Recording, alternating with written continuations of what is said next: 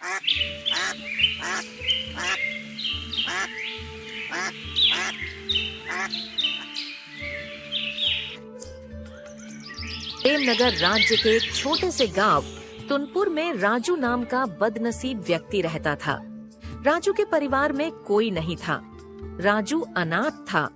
राजू जब थोड़ा समझदार हुआ ही था, तभी उसके माता पिता का एक एक्सीडेंट में देहांत हो गया था। तब से राजू अकेले ही रहता था। राजू गांव के बाहर एक छोटी सी झोपड़ी बनाकर रहता था।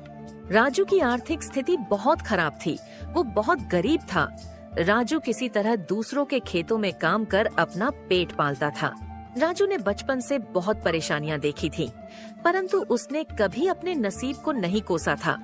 राजू हमेशा सिर्फ एक ही चीज सोचता था कि आज उसकी नसीब भले उसका साथ ना दे रही हो, पर उसको भरोसा था कि अगर वो मेहनत करता रहेगा तो एक न एक दिन उसकी नसीब भी बदल जाएंगी और उसके तकदीर का दरवाजा भी खुल जाएगा।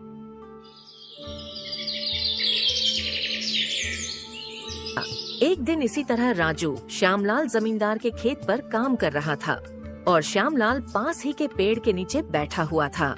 राजू अपने काम में मस्त होता है, तभी राजू को श्यामलाल के रोने की आवाज आती है। श्यामलाल को रोता देख राजू फौरन उसके पास जाता है। क्या हुआ मालिक? आप क्यों रो रहे हो? कुछ हुआ है क्या? मुझे बताइए, शायद मैं कुछ आपकी मदद कर सकूं। राजू से इस तरह मदद के लिए सुन श्यामलाल थोड़ा भड़क जाता है। अरे राजू, तू क्या मेरी मदद करेगा जब तू अपनी खुद की मदद नहीं कर सकता? तू किसी की मदद करने लायक होता तो आज मेरी जमीन पर काम नहीं कर रहा होता। सेठ जी, ऐसी कोई बात नहीं है। सब नसीब का खेल होता है और नसीब एक तराजू की तरह होती है। जिसके तरफ मेहनत का वजन बढ़ेगा वो धीरे धीरे उसकी ओर झुक जाएगी। मेरा क्या है, मैं बस अपनी मेहनत पर विश्वास करता हूँ। आज नहीं तो कल नसीब का तराजू मेरी तरफ भी झुकेगा और मेरे भी तकदीर का दरवाजा खुलेगा। राजू से इस तरह की बातें सुन श्यामलाल को बहुत प्रसन्नता होती है। क्या बात है राजू, तुझे और तेरी सोच को मेरा सलाम। इतनी मुसीबत से तू अपनी जिंदगी काट रहा है, फिर भी तू अपनी हिम्मत नहीं हारता। ऐसी कोई बात नहीं है सेठ जी, ये सब तो मेरे पिताजी की सीख का नतीजा है। मैं जब भी किसी चीज के लिए जिद करता था तब मेरे पिताजी मुझे बस एक चीज कहते थे। देख बेटा राजू, आज मेरे पास इतने पैसे नहीं है कि मैं तेरी हर इच्छा पूरी कर सकूं, पर तू मेरी ये बात याद रखना, हमारी ये जिंदगी भी किसी मौसम की तरह है। कभी बहुत धूप तो कभी बहुत ठंड तो कभी बहुत वर्षा, पर तुम्हें उस एक वृक्ष की तरह हमेशा डट के खड़े रहना होगा और बस मेहनत करते रहना होगा, क्योंकि हर मौसम का एक समय होता है। इसी तरह हर दुख का भी एक समय होता है। एक ना एक दिन वो भी समाप्त हो ही जाएगा। बस तुम कभी हिम्मत मत हारना। वाह, क्या सोच थी तुम्हारे पिताजी की। काश मैं भी उनसे मिल पाता। अरे सेठ जी, ये सब तो बीती बातें हैं, ये सब छोड़िए और मुझे पहले ये बताइए, आप क्यों रो रहे थे? अरे राजू, अब क्या बताऊं तुझे, मैं एक बहुत बड़ी मुसीबत में फंस गया हूं। मुझे कुछ समझ नहीं आ रहा है कैसे इस समस्या से बाहर क्या हुआ सेठ जी, जरा साफ साफ बताइए। राजू, मेरे पास मेरे पिताजी की एक जमीन है जिस पर मेरा और मेरे भाई का पूरा हक बनता है, पर मेरे चाचा के बच्चों ने उस पर अपना हक जता लिया है। बस इतनी सी बात। एक काम कीजिए सेठ जी, आप अपने गांव के पुलिस स्टेशन में जाकर अपने चचेरे भाइयों पर जमीन हड़पने का केस कर दीजिए। अरे इसका कोई फायदा नहीं है राजू। हमारे गांव का विधायक मेरे चाचा के लड़के का बहुत अच्छा मित्र है, इसलिए तो इतना परेशान हूं। क्योंकि अगर गांव का विधायक उनके साथ है तो मैं कानूनी तौर पर भी उस जमीन को अपना साबित नहीं कर पाऊंगा। अब तो मेरे चचेरे भाइयों ने उस पर मजदूर लगाकर खेती भी शुरू करवा दी है। हाँ सेठ जी, आपकी ये बात तो सही है, और अगर आप कानूनी तौर पर जमीन को अपने नाम करने की सोचोगे तो शायद आपके पोते बड़े हो जाएं, पर केस चलता रहेगा। हाँ राजू, अब तू ही बता मैं क्या करूं। वो जमीन मेरे पिताजी ने बहुत मेहनत करके ली थी। मैं किसी भी हाल में वो जमीन अपने नाम करके रहूंगा। अगर ऐसी बात है तो मेरे पास एक तरकीब है सेठ जी, जिससे आपके चचेरे भाई खुद ये जमीन आपके नाम करवा देंगे। क्या बोल रहा है राजू? जल्दी बता मुझे भी वो तरकीब।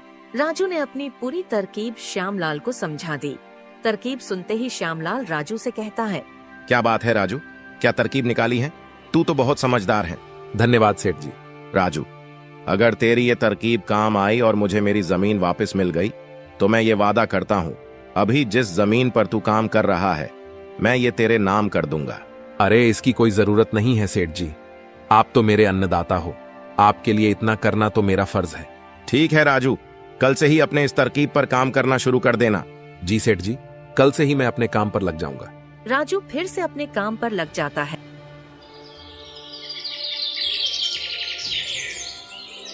अगली सुबह राजू श्यामलाल के चचेरे भाइयों के पास जाता है। नमस्कार सेठ जी, क्या मुझे आपके यहाँ कुछ काम मिल सकता है? कौन हो तुम और यहाँ पर काम करने वाले चाहिए, ये तुम्हें किसने बताया? अरे सेठ जी, हर दिन कहीं ना कहीं काम कर अपना पेट पालने वाला एक गरीब मजदूर हूँ।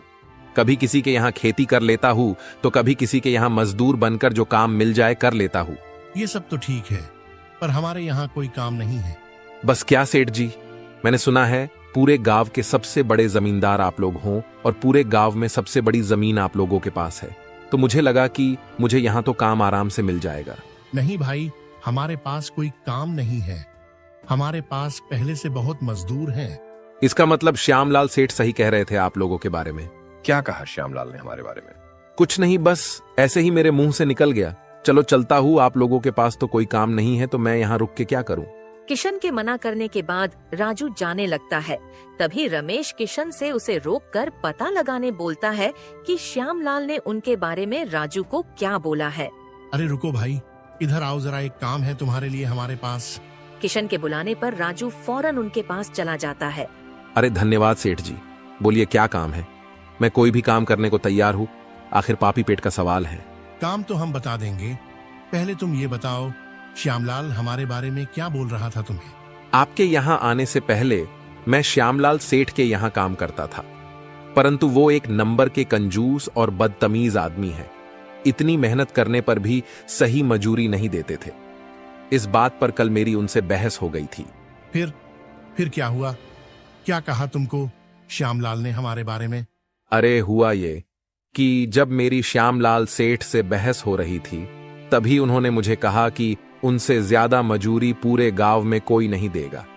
तो मैंने भी ताव ताव में बोल दिया कि गांव के सबसे बड़े जमींदार किशन सेठ और रमेश सेठ से ज्यादा मजूरी कोई नहीं देता, तभी तो उनके यहाँ हमेशा काम करने वालों की भीड़ लगी रहती है।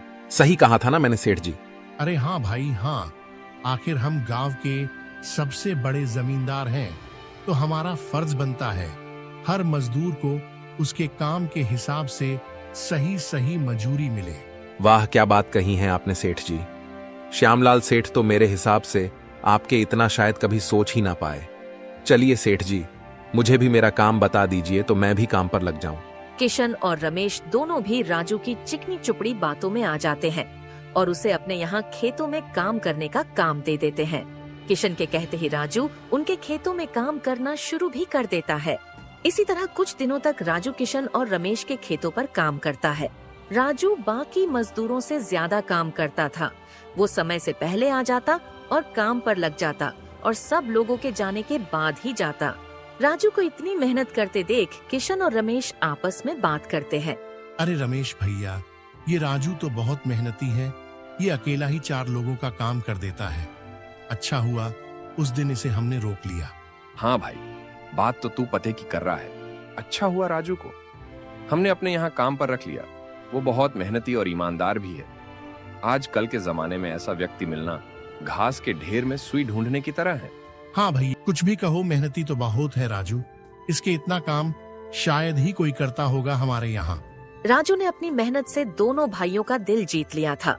इसी तरह कुछ दिन और बीत जाते हैं। रविवार की सुबह सुबह किशन और रमेश अपने खेत के दौरे पर जाते हैं। जब वो अपने खेत पर पहुंचते हैं तो देखते हैं कि राजू काम कर रहा होता है। राजू को रविवार को भी काम करता देख किशन बोलता है, अरे राजू भाई, रविवार के दिन भी तुम काम कर रहे हो, आज तो आराम कर लिया होता। आराम? वो क्या होता है सेठ जी? अकेला रहता हूँ घर पर, और अकेला व्यक्ति घर पर रहकर क्या ही आराम करेगा। इसलिए सुबह जल्दी ही आ जाता हूँ और काम पर लग जाता हूँ। इसमें मेरा दिल लगा रहता है। तुम बहुत मेहनती व्यक्ति हो। एक काम करो, आज तुम काम रहने दो, जाओ जाकर वहाँ पेड़ के नीचे आराम करो। नहीं सेठ जी, इसकी कोई जरूरत नहीं। आप लोग जाइए, मैं ठीक हूँ। मुझे काम करना पसंद है। ठीक है राजू, फिर हम निकलते हैं। तुम्हारा जब मन करे अपने घर चले जाना। ठीक है सेठ जी। इसके बाद किशन और रमेश खेत को राजू के भरोसे छोड़ वहाँ से चले जाते हैं। अगली सुबह जब किशन और रमेश अपने खेत पर आते हैं तो देखते हैं पुलिस वहाँ आई है। पुलिस को देखते ही दोनों दौड़े दौड़े आते हैं। क्या हुआ थानेदार साहब, यहाँ क्या कर रहे हो?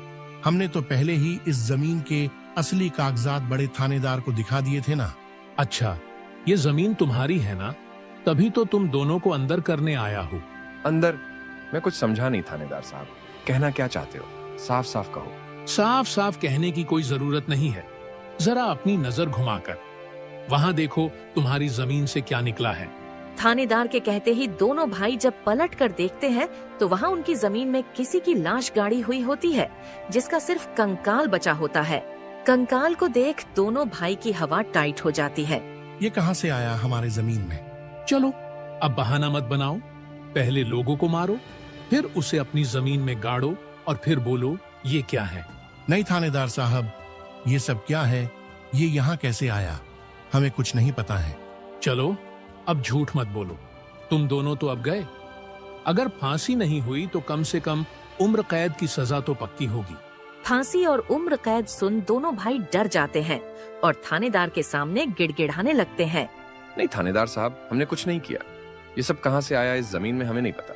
वाह क्या बात है, तुम्हारी जमीन से कंकाल निकलते ही हमारी जमीन से इस जमीन पर आ गए। इस मामले से बचने के लिए दोनों भाई कुछ तरकीब लगाने की सोचते हैं। तभी वहाँ राजू आ जाता है। अरे सेठ जी, ये पुलिस क्यों आई है? कुछ हुआ है क्या? हाँ राजू, देखो पता नहीं कहाँ से हमारे जमीन में ये कंकाल आ गया है।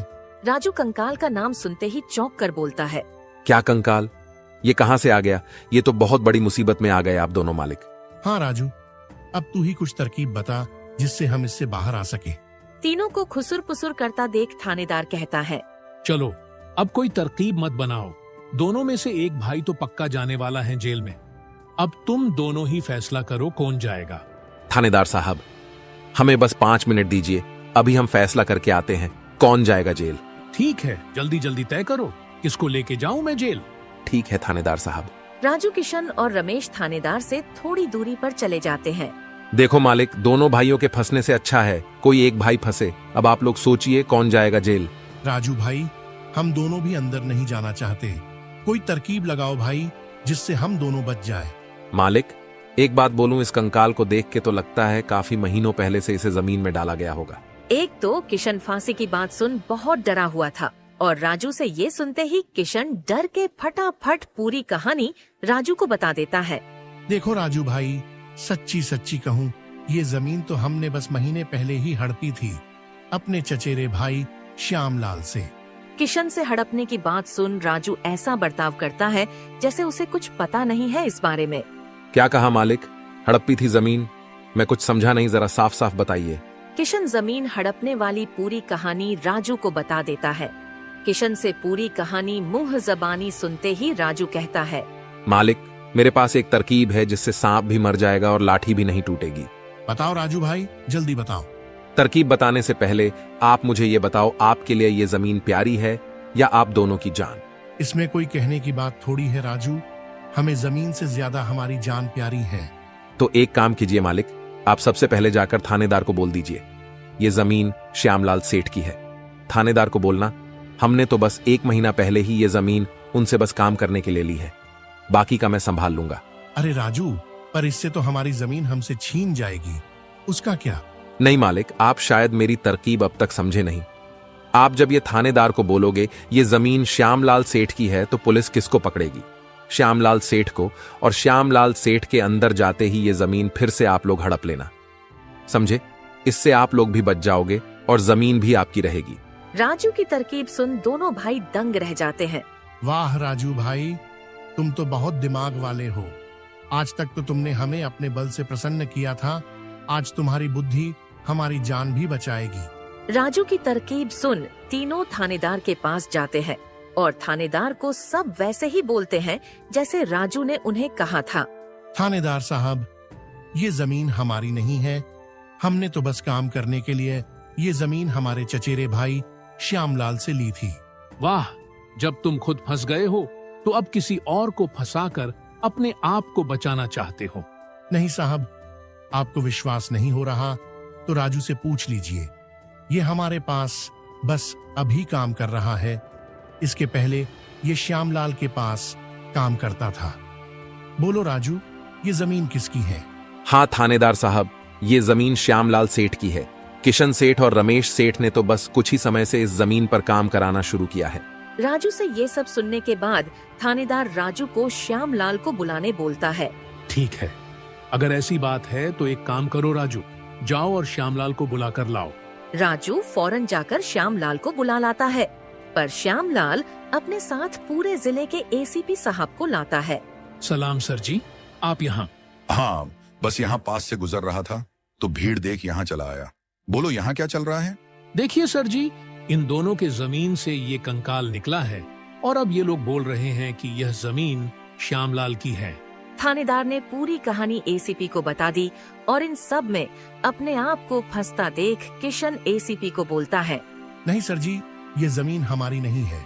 हम बस कुछ समय से यहाँ काम करा रहे हैं। आप हमारे पास काम कर रहे मजदूर राजू से पूछ लीजिए। हाँ साहब, ये जमीन श्यामलाल सेठ की है। मैं कैसे मान लूं कि यह जमीन श्यामलाल की है?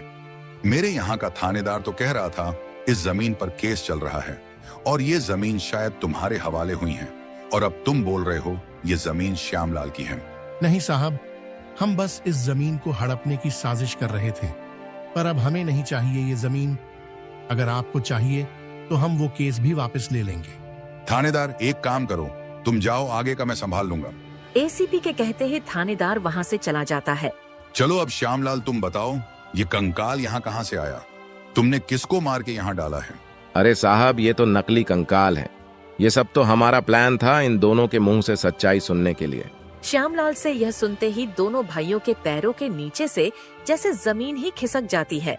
हाँ एसीपी साहब, मैंने भी दोनों ने जो जो बातें मुझे कहा है सब रिकॉर्ड भी कर लिया है मेरे फोन में। आप चाहे तो ये रिकॉर्डिंग अपने साथ ले जा सकते हैं सबूत के तौर पर। राजू को भी इस प्लान में शामिल देख दोनों भाई को समझ जाता है कि यह सब श्यामलाल और राजू ने मिलकर किया है। अब तो उन दोनों के खिलाफ एसीपी के पास सबूत भी था और उन दोनों के पास अपनी गलती मानने के अलावा कोई चारा नहीं था। हमें माफ कर दीजिए एसीपी साहब, हम लालच में आ गए थे। हम आज के बाद यह गलती कभी नहीं करेंगे और ये जमीन भी श्यामलाल भाई को वापस दे देंगे। गलती तो तुम दोनों ने कर दी है, इसकी सजा तो तुम दोनों को मिलके रहेगी। और रही बात जमीन की, तो वो श्यामलाल की थी। और तुम दोनों चलो अब जेल की हवा खाने। किशन और रमेश दोनों एसीपी और श्यामलाल से माफी मांगने लगते हैं। दोनों को इतना गिड़गिड़ाता देख श्यामलाल दोनों को माफ कर देता है। एसीपी को भी इन्हें नहीं ले जाने देता है और अपना केस भी वापस ले लेता है। श्यामलाल के केस वापस लेते ही एसीपी वहाँ से चला जाता है। धन्यवाद भाई, आपने हमें माफ कर दिया। आज के बाद हम ऐसी गलती कभी नहीं करेंगे। ठीक है किशन, कोई बात नहीं। बस ये याद रखना कि एक जमीन के टुकड़े के लिए तुम्हें अपनों के साथ कभी छल नहीं करना चाहिए। तुम्हारे बुरे समय में तुम्हारे अपने तुम्हारा साथ देने आएंगे। जमीन का क्या है, कभी मेरी तो कभी तुम्हारी। आखिर में श्यामलाल राजू को जमीन भेंट कर देता है और उसकी एक जमीन का मालिक राजू को बना देता है। राजू, जैसे कि मैंने वादा किया था, उस दिन जिस जमीन पर तुम काम कर रहे थे, आज से वह जमीन तुम्हारी है और तुम उसके मालिक। नहीं मालिक, इसकी कोई जरूरत नहीं है। याद करो तुमने क्या कहा था मुझे। बस मेहनत करते रहो, एक ना एक दिन तकदीर का दरवाजा जरूर खुलेगा।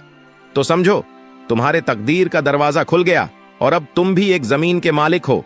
अब से तुम्हें किसी और के यहाँ काम नहीं करना होगा। दोस्तों, अगर आपको ये स्टोरी थोड़ी सी भी अच्छी लगी हो तो इस वीडियो को लाइक करके चैनल को सब्सक्राइब कर देना और बेल नोटिफिकेशन को भी ऑल पर सेट कर देना, ताकि आप लोग हमारी ऐसी स्टोरी वीडियो देख सको। अंत तक वीडियो देखने के लिए आप सभी का बहुत बहुत शुक्रिया।